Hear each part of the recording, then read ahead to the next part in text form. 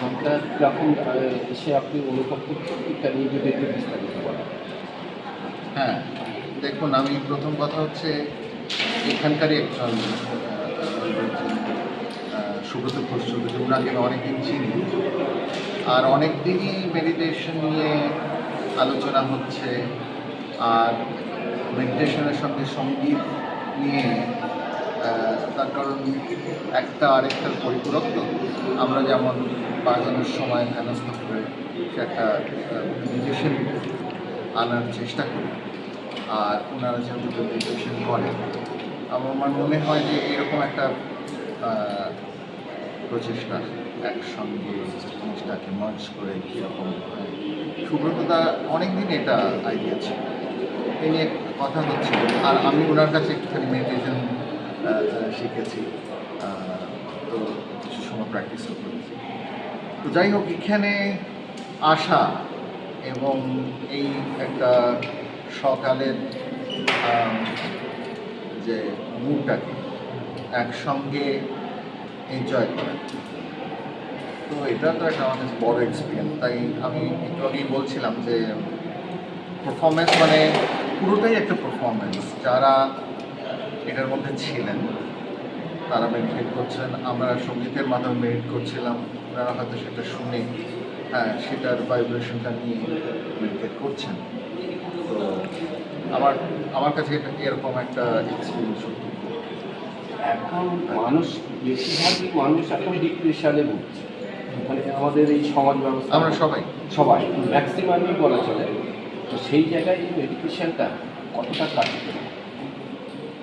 হ্যাঁ, আমাদের physical exercise যেরকম প্রয়োজন, মেডিটেশন মনের এক্সারসাইজটা তো প্রয়োজন। বিশেষ করে আজকের যুগে আমরা কিন্তু যে আমাদের একটা একটা টার্মোয়েলের মধ্যে আছি, তো যে আমাদের একটা ট্র্যাডিশন, যে আমরা ভ্যালিউজ নিয়ে বড় হয়েছি, আজকের সেগুলোর গুরুত্বর জায়গাটা কিন্তু বড় কথা নয়। আজকে মানে এরকম একটা রাশ জীবন, এখানে তো আমার মনে হয় যে লোকজন, কত লোক দেখুন যে সবাই অ্যাংজাইটিতে ভুগছে না, ডিপ্রেশনে ভুগছে। আমার মনে হয় মেডিটেশন তো মনের জন্য একটা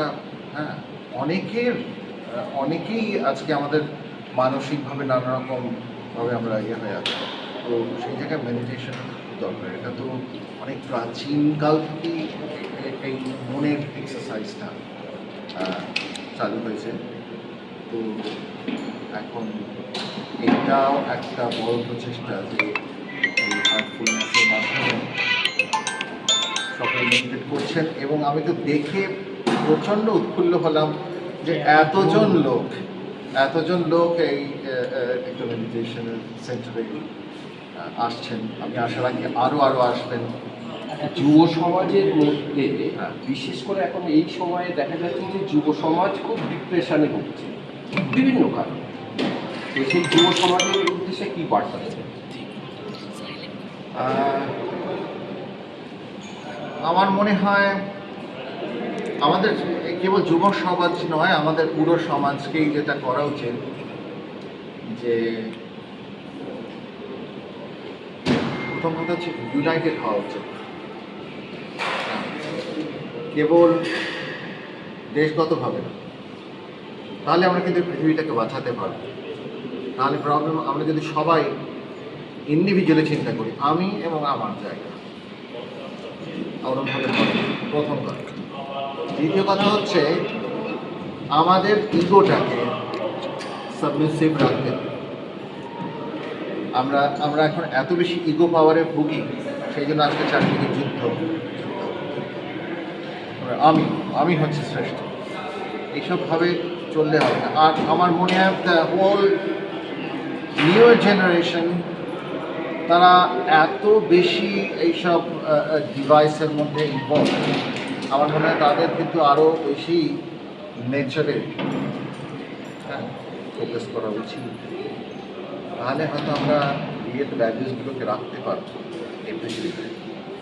আপনার নাম? আমার নাম সৌগত রায়চৌধুরী। Thank you. এইটা আমার ব্যক্তিগত রিয়েলাইজেশন।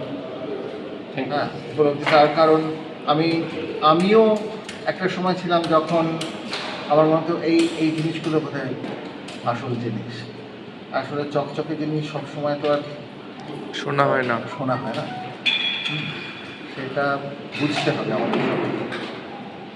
আমি যা পারফর্ম করা এটা নিয়ে একটু খুবই সুন্দর। প্রথম কথা আমার যেটা ভালো লেগেছে, এত সুন্দর একদম অন্যরকম পরিবেশ, এত অন্যরকম পরিবেশ, জায়গাটাকে এত সুন্দর তৈরি করা হয়েছে। সব মিলিয়ে আর সকালের অনুষ্ঠান আর তার আগে মেডিটেশন দিয়ে শুরু, সব মিলিয়ে আমার খুব ভালো লেগেছে। এটা একটা অন্য ধরনের অভিজ্ঞতা এবং একটা প্রাপ্তি।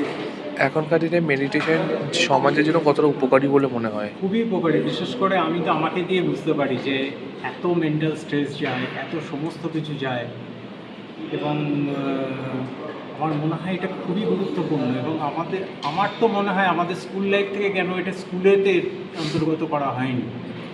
তো তাহলে হয়তো একটা সময়ের পর যে আমরা যে মেন্টাল স্ট্রেস, নানা রকম ডিপ্রেশনের দিকে চলে যাচ্ছি, সেটা হয়তো কাটিয়ে উঠতে সক্ষম হতাম প্রথম থেকেই।